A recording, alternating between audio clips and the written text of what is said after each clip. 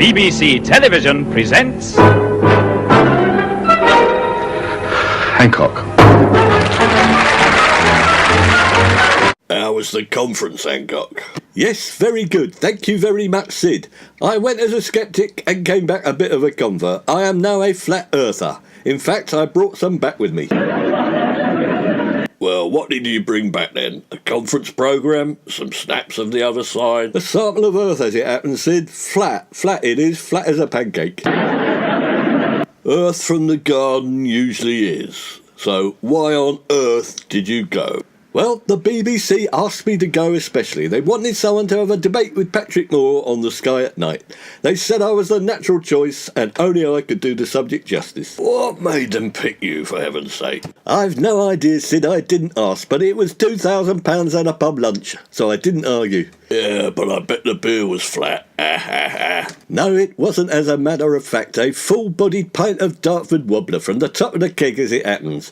Did you know, Sid, that you can drink beer standing on your head? It's quite easy, of course. More proof of the flat earth if you needed it. It's gonna take more than party games to convince me, Hancock. I like drinking me beer the right way up, thank you very much. Agree, Sid. I've put jokes and party games behind me. It's a serious business, the flat earth. Everyone on the other side of the earth is actually hanging on for grim death, but they don't know it. One good shake and they'll all be in outer space. That's rubbish. How do you know it's not us that's upside down and they're the right way up? 'Cause it's Australia, Sid. That's why the British government sent them there in the open expectation that they would drop off the end of the earth and we could forget all about them. It still hasn't happened, but when it does, we won't have to play them at cricket again.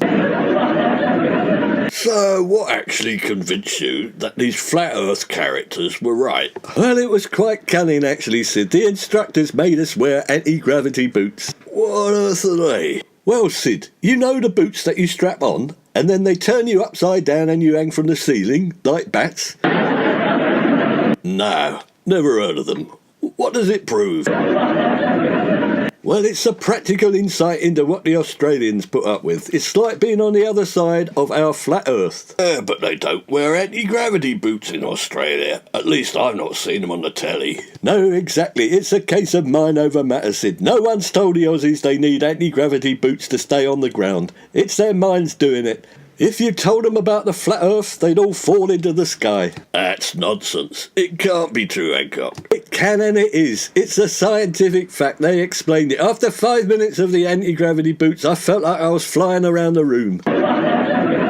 Yeah, that's because you were light-headed. All the blood was rushing to your head. You must have been delirious. You're right, Sid. Light-headed, exactly. That's the anti-gravity effect. We had lunch upside down. You can still just about eat, you know. I had ham, egg and chips and rice pudding and jam. Yeah, nice and tasty, was it? Well, yes, until I started to speak and the whole lot hit the deck. I saw my lunch pass before my eyes. Anyhow, Sid, you can try on the anti-gravity boots. I've got a pair in the car in case I go down under. Nah, I think I'll hang on to me dinner tar very much. By the way, Sid, there's something I want to ask you. All right, go on, as long as it doesn't involve hanging around upside down. What is it? It's right up your alley. What odds would you give me if I placed a bet that the earth was flat? Nothing. How can I give you odds for something that isn't true? It's 100% fact that the earth is round, and we're obliged not to allow mugs to put bets on things that are not true. It's what's called an invalid bet. If you let someone put an invalid bet on, the Bookmakers Federation send Big Tony round. That's the whole point, Sid. It is true. Just because you don't believe it doesn't make it wrong. 50 to 1, 100 to 1, 1,000 to 1. I want to put my house up for collateral and place the bet now. I don't care about Big Tony. What does he do? Rough you up a bit? Make you wear a cement overcoat? No, Tony's all right. He comes round, you give him a cup of tea, and he takes the betting slip. Anyway, if you insist, I'll give you odds of 2 to 1. No. You were a little too quick after I said I'd put my house on the line. £200,000, that's what it's worth. Nah, I can't do it. It would be theft. I wouldn't be able to show my face at the annual Bookmakers Dinner Dance again. I've got you worked out, Sid. You're frightened I'll take you to the cleaners, eh? I've never known a bookmaker refuse a bet, mate. William Hill will let you put your money on Elvis coming back in 2056 on the anniversary of Hound Dog. I ask you, what idiot would place that bet? Give me 10,000 to 1 then. What will my winnings be? I make that a 2 followed by 9-0. What's that in pound notes? English money. Well, less bookmakers' commission, about 2 million. Right, that'll do nicely, Sid. I'll ask Patrick Moore over on Saturday night. I'll wipe the floor with him, get him to admit he's wrong about the world being round, and you can pay me out the 2 million. I still don't know, Hancock. I'll give Hattie and Kenneth a ring and see what they say about all this.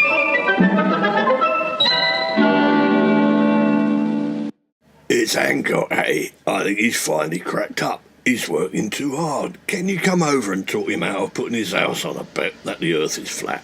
Righto, Sid. That is pretty mad. We'll have to talk him round. Kenneth said he'll bring a straitjacket just in case. Don't bother with the straitjacket. I think he got given one at the conference to go with his anti-gravity boots.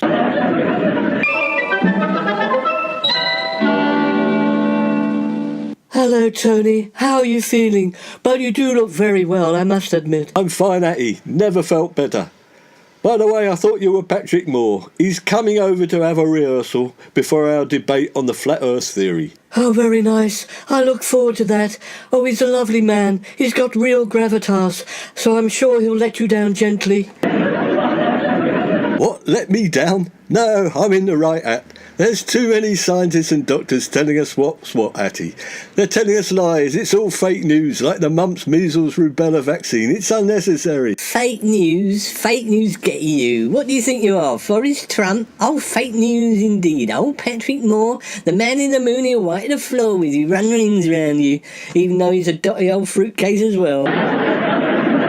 Steady on, Kenneth. I've got a lot of regard for Patrick. We get our suits from the same tailor, you know. So what you're saying, Sid, is that you saw Patrick Moore in his D-Mob zoot suit and you thought, oh, I'll bag one just like that. Bag being the operative word. I could wear a cement bag and look better in it.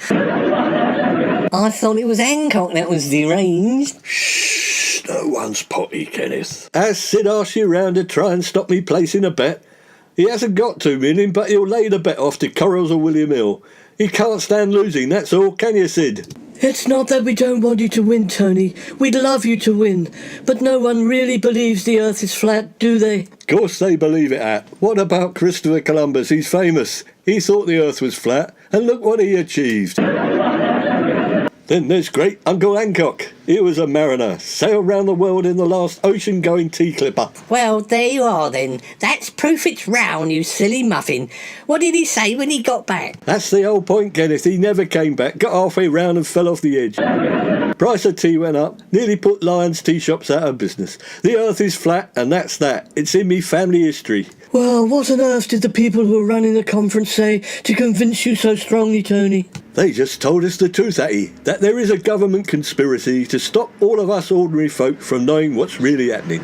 They pretend to be boffins and experts, and they're not. We're the ones who are right, Vox Populi and all that. Well, what on earth are the boffins and experts then, Hancock? They're lizards.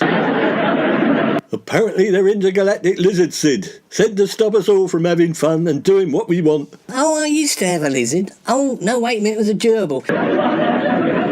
Oh, I did bring that straight there, Sid. I'll just nip out and get it. Oh, it belonged to my great Aunt Mary. Oh, great Uncle Sid was a bit doolally, apparently.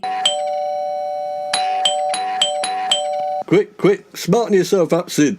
It must be Patrick Moore. Come in, Patrick. Ah, these are some familiar faces from the small screen, and the big screen too. That's Ursula Andreas, Dean Martin, and the little ones, Marcel Marceau, if I'm not mistaken. Of course you're bloody mistaken, old fool. I'm not bloody French mime artist. I'm a comedy artiste, Kenneth Williams.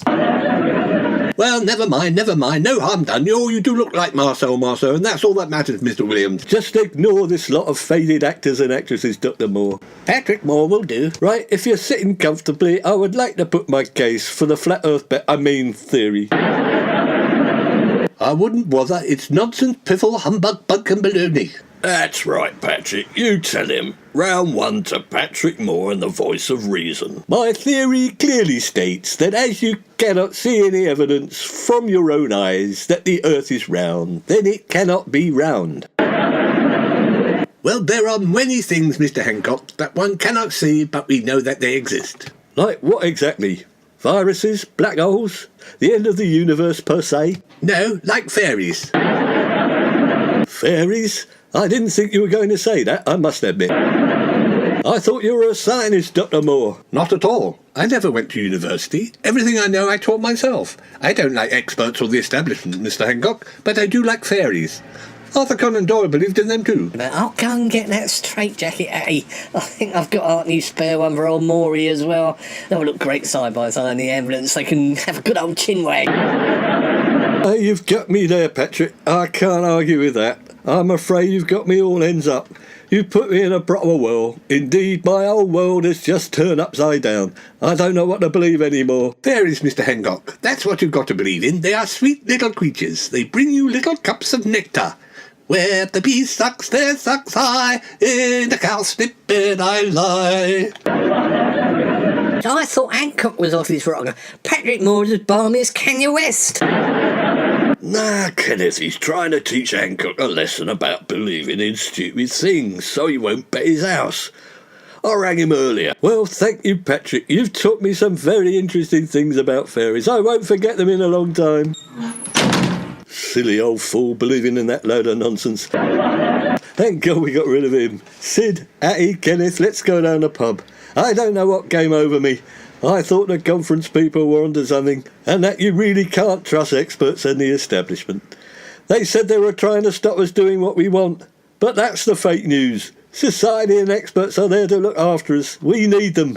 Just doing what we want can cause an awful lot of trouble and destroying the things we hold most dear. Well done, Hancock.